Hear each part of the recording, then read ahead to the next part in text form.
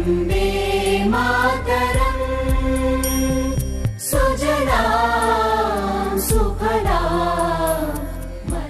सीजेडएमए classes में आपका स्वागत है। आज हम लोग जीव विज्ञान का भाग नंबर 19 करने जा रहे हैं, जिसमें स्तनधारी वर्ग को हम बांटेंगे।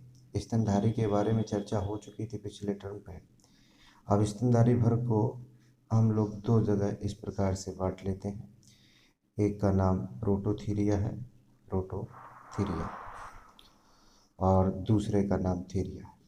बाद में ये थीरिया जो ग्रुप है इसको भी दो भागों में बांट देंगे।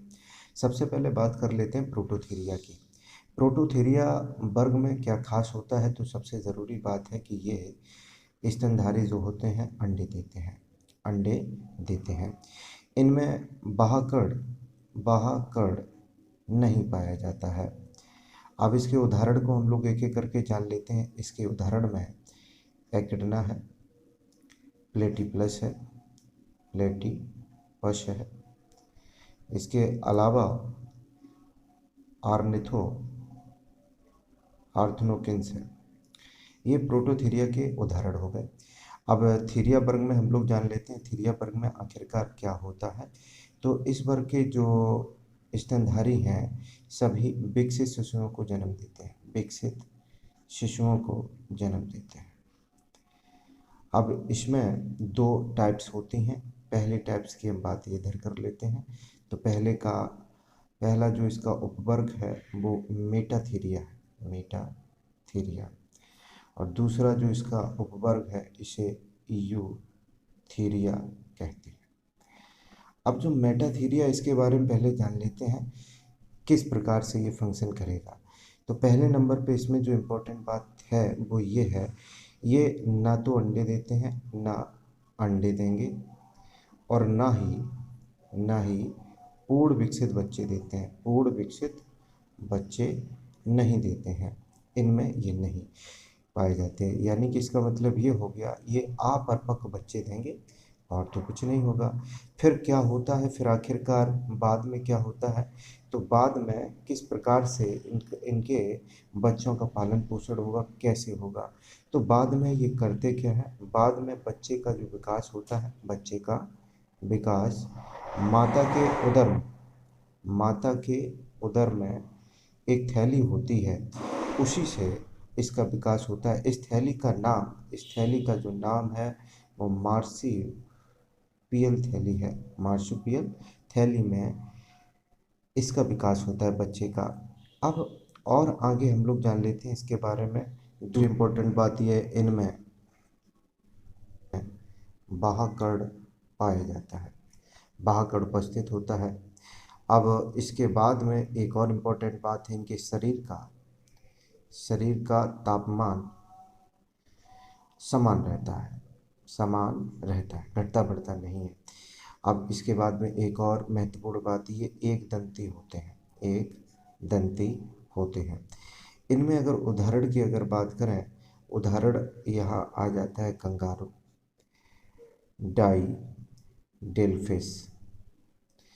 ये दो महत्वपूर्ण उदाहरण हमने यहाँ लिखे। इस वर्ग में और जान लेते हैं थोड़ा बहुत। इस वर्ग के जंतुओं में स्तन ग्रंथियाँ पाई जाती हैं। अब दूसरी तरफ यूथीरिया की तरफ हम लोग चलते हैं। इस वर्ग में उच्च स्तनधारी आते हैं, उच्च स्तनधारी को सम्मिलित किया जाता है। बाह्यकर्ण उपस्थित होता है। भ्रूण की अगर बात करें तो मादा के गर्भाशय में, भ्रूण कहाँ, मादा जो है इनके गर्भाशय में विकसित होता है। अब अगले नंबर पे हम लोग बात कर लेते हैं इनके मस्तिष्क में महासंयोजक होता है। आगे अगला महत्वपूर्ण जो बात है वो देख लेते हैं। निषेचन आंतरिक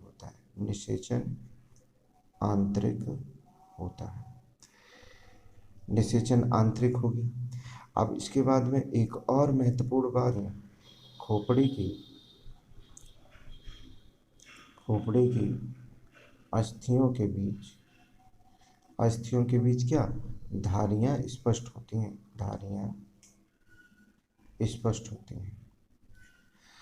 अगली जो महत्वपूर्ण बात है कि इसके उदाहरण कौन कौन हो जाएंगे, तो उदाहरण को यहाँ पे हम लोग देख लेते हैं एक करके। तो इसका उदाहरण हो गया पेंगोलिन, छछूंदर, उड़ने वाली लोमड़ी, उड़ने वाली लोमड़ी, चूहा, खरगोश। खरगोश के बाद में यहाँ लिख लेते हैं कुत्ता, कुत्ते के बाद में बाघ की तरफ चलते हैं, भारती हाथी, भारती हाथी, गधा, blue whale, guinea pig, guinea pig. इसके अलावा भी बहुत सारे होते हैं। मनुष्य तो हमने अब लिख ही लिया, मनुष्य हो गया, सिंह हो गया, ये सब इसके उदाहरण हैं। यूथेरिया में ये आते हैं जो स्तनधारी का है। अब हम यहाँ पे कुछ बहुत महत्वपूर्ण क्वेश्चन करने वाले हैं, देखते रहिए, सुनते रहिए ध्यान से। पहला क्वेश्चन हमने यहाँ पे लिखा, एक ऐसा जीवाणु बताइए जो नाइट्रोजन का, एक ऐसा जीवाणु जो नाइट्रोजन का स्थिरीकरण करता है। तो इसका जो आंसर होगा आप सब जानते हैं, राइजोबियम। दूसरे नंबर पे दूसरा क्वेश्चन हमने लिख लिया, ईस्ट क्या होता है। तो ईस्ट क्वेश्चन हो गया, ईस्ट क्या है, तो आप आंसर दे देंगे ईस्ट क्या है, कवक है, आप सब जानते हैं।